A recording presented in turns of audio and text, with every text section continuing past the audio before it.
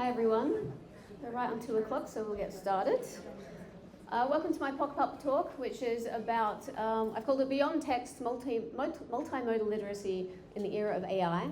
My name's Kelly Webb-Davies and I work at the AI and Machine Learning Competency Centre at the University of Oxford.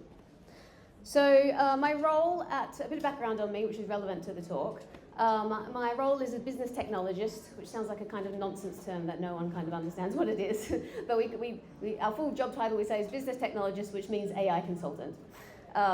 So we help people in the university to enabling AI use, generative AI use in the University of Oxford.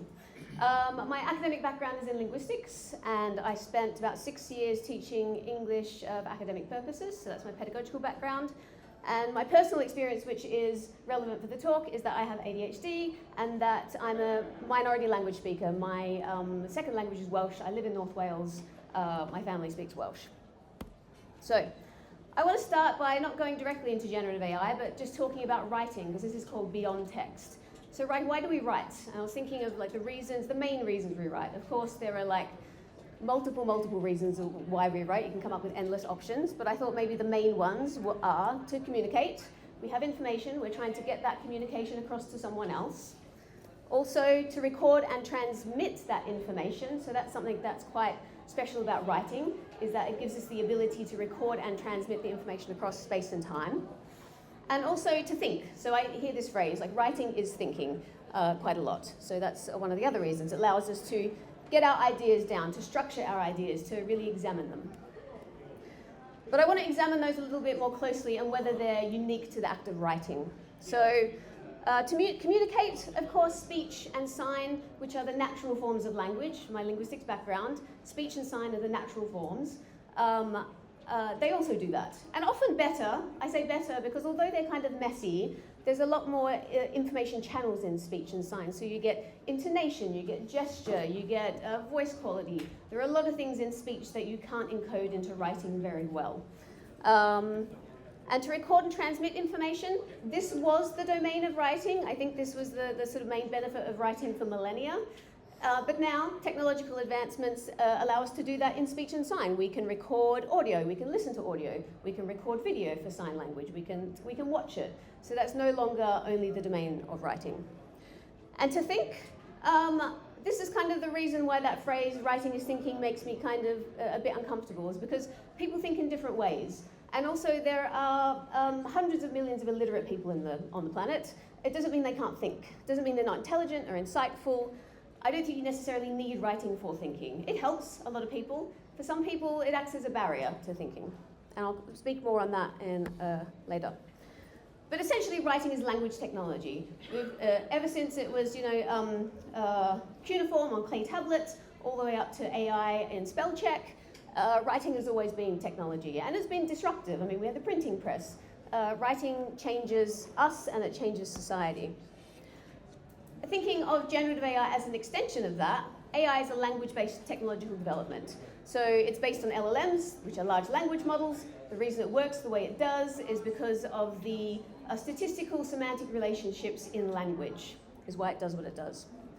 And its multimodal capabilities can make communication more accessible by allowing greater focus on ideas rather than linguistic form. And so this is the thing I really I want you to remember throughout this talk, is the separation from ideas from linguistic form, because they've been mixed together for a long time, and I think that's a bit of a problem, and it's separating those two things can help in your approach to generative AI and how to use it and how it can increase accessibility.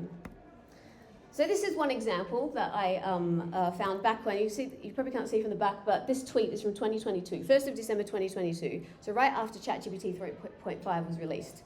And what it is a guy who was mentoring a young landscaper who had poor literacy, and he wasn't able to communicate with his clients in a professional manner. So this guy set up a GPT-enabled kind of email service, so the landscaper could write in his what he wanted to communicate, and it would transform it into professional communication for him. So this landscaper probably knows more about landscaping than I do. He's not necessarily unintelligent, but literacy, for whatever reason, has been inaccessible to him, but he still needs to communicate with people. And so the ideas in his message are still the same. The information he's trying to get across, it just makes it into a form which is more appropriate for the setting. So I want you to think about what should we be prioritizing in education and in society, people's ideas, or whether they adhere to prestige language conventions. Because I think too often it's the latter of that. We focus a lot on what writing should look like, and it should look like it makes me look intelligent and educated. But actually there are plenty of language forms, English varieties. You know, there's a big diversity of language that we kind of miss out on because we're always asking people to adhere to these conventions. So, and especially speech and sign-based communication, they should be valued equally to written text. There's still information in speech, there's still information in sign-based communication as well. But we kind of think of writing as the form of, if something is in writing, it's a legitimate form of information, and we uphold it to a higher standard. So, but as an example of this, who has ever had an idea clearly in mind, something that you know and you want to get down, but you've struggled to get it written down? Anyone? Yeah? So you've got the idea before you've got the language to express it, and the same thing the other way for reading. Have you struggled to pass a text that's written in academic language? Who's read academic journal articles and struggled? Yeah, same. I've done the same thing. I speak a fairly standard form of English, and academic text can even be impenetrable to me. And here's an example of generative AI helping with that in one way, and I've seen a lot of examples of this going around social media. So someone said they can't stop thinking about one of their followers telling them that they asked ChatGPT to speak as RuPaul to summarize confusing topics. So they've got kind of gay slang here, explaining sociology, some sort of sociology theory. And all the comments underneath were things like, oh, this is so much more easier to read, easier to understand. So the same kind of thing. The ideas are there, the information. It might not be translated perfectly, but the ideas are there. It's just the language has changed, and it's making it more accessible for some people for them to understand. And so I really like this quote by Julia Molinari, who wrote about, what is academic writing, and she got really down into the function of what academic writing is that clarity is often in the eye of the beholder. And I put ear there as well, because this is about spoken language as well. And so I've done this with my students before. I've said to them, why is standard or academic English better than other types of English? And they say yes. And I say, why? And they say, because it's clearer. And I say, okay, can you read this? Is that clear to you? And they say, no. So I say, it's not all the time. And also, I've read academic articles that are written in African American English. That's not as clear to me because I'm more accustomed to academic English. But that would be more accessible to someone for whom African American English is their first language. So standardized or academic language conventions act as gatekeepers, both in education and in society as a whole. And this is an issue that's often overlooked. So now we get down to the multimodal communication aspect of this. This is where generative AI comes in, and it can make information more accessible for people in terms of accessing information and also expressing it. So the multimodal capabilities enable communication for a more diverse range of people. My colleague Dominic Lukesh calls it a universal semantic translator. It's very good at keeping the ideas, the meaning of the information, and then translating it either to a different language or a different variety of that language, or to different mediums as well. And as an example, text up there is a little bit small, but you've got these different mediums. You've got video, text, speech, image. Text to speech and speech to text has been around for a while for accessibility, people who are dyslexic, people who have visual impairments, but generative AI has made that work a lot better than it used to. Also image, you can translate to text. I use ChatGPT quite a lot to write alt text to make images more accessible. You can put a YouTube video link into Google Gemini now, and it will explain the whole video. So again, more accessibility.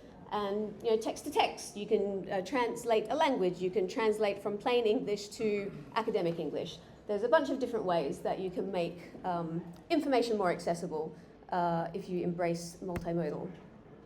So I want to go into some practical examples of how this works.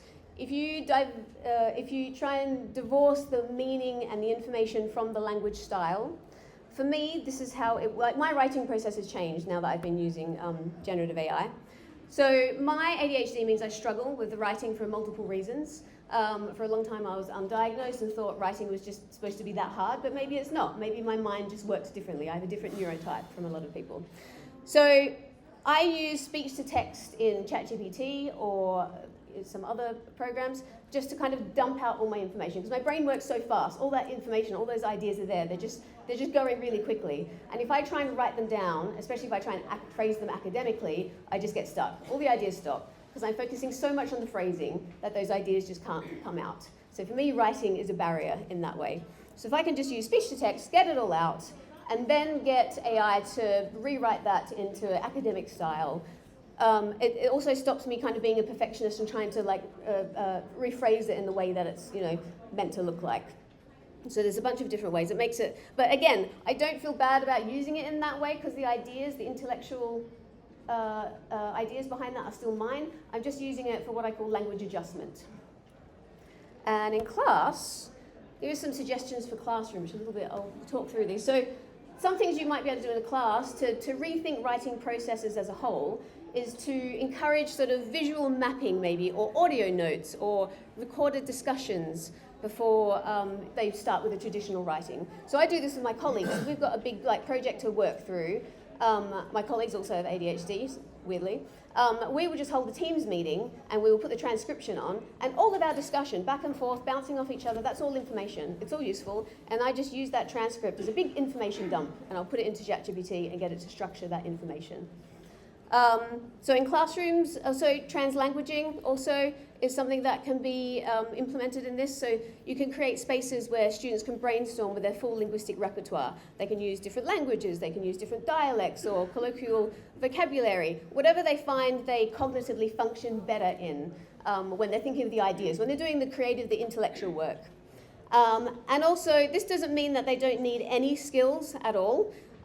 When it comes to academic writing, you still do. It's just instead of pure production of that language, the academic or standard language, it's more of a post-editing skill. So editing is a skill. We have editors is a job, profession. And I think the priority of that skill is more than it was before if you embrace this type of writing method. So students still need the ability to be able to look at the output from the AI if they've asked it to rewrite their text academically and recognize whether that expresses what they're trying to express. So there still is skill in that. They still need to, they don't need to learn nothing. They still need to learn skills. Some of the concerns, a few of the main ones which I come across with this that I've tried to address is the issue of authorship and academic integrity. Like, if generative AI is doing that writing part for you, is that really your intellectual work? And again, this is, I think, where the idea is separating from the language expression comes into this. So assistive writing technologies have been around for a long time. People who are visually impaired use speech to text. People have used scribes or translators. That's already accepted. We know if someone's novel is translated into another language, that's still their ideas. The translator does get their name on that, but we accept that the ideas are kind of separate from the language. Another one is developing a writer's voice. And this one I found difficult for a while, because I used to teach classes full of Nigerian students, and most of these students were first language English speakers, but they would still have to come and do my course because their English wasn't the right type of English. So they had a voice, they had their Nigerian English, that was their voice, but they're not allowed to write in that. Because you enter academia, higher education, they say, oh, I want to, when you write, I want to see your voice in your writing, but not that voice. And so that's kind of problematic. So if we say that people have to adhere to these standardized language norms, then it will exclude people. But generative AI used in this way can make it more accessible for people to write in ways which they need to for professional reasons. And also the over-reliance on technology. Yes, that is a problem, could be a problem, but we have to also think about the world that people are going into when they're writing. Is digital writing assistance now ubiquitous and accessible to everyone? Yes. As long as you've got an internet connection, and sometimes not even then. There are local large language models you can have on computers now. You can have rephrasing software on Apple, on your iPhone. So it's writing processes, I think, need to change to recognize that. So my call to action is that multimodal capabilities make communication via text more accessible and equitable. writing is more accessible now to a lot of people who it wasn't before. We should be focusing on ideas over expression. The ideas is where the human comes into generative AI use. So, that's where all the intellectual work is. Generative AI can help with that expression at the end. That is like surface level language.